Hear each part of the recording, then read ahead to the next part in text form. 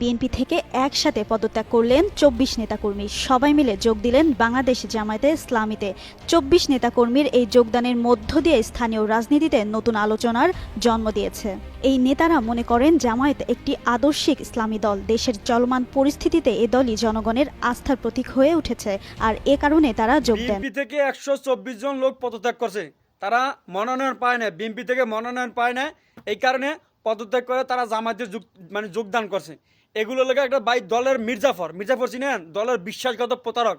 তারা দলের নমিনেশন দেয় না দেখে তারা দল চেঞ্জ করে দিতেছে। তার মানে কি, তারা দেশের জন্য কাজ করে না, তারা কাজ করে কিসের জন্য? দলের জন্য। এখন তারা মনে করে ক্ষমতার লোভে তারা কাজ করে। দল যারা ভালো মনে করছে তারা নমিনেশন দিচ্ছে, ঠিক আছে, তো এখানে পদত্যাগ করে আবার জামাতে কিলিকে দায়িত্ব একটা রাজাকার দল, ওটা ওই দলে কিলিকে দায়িত্ব দেয় না। কত বড় বেইমান, কত বড় স্বার্থপর এই মনে করেন লোকগুলো।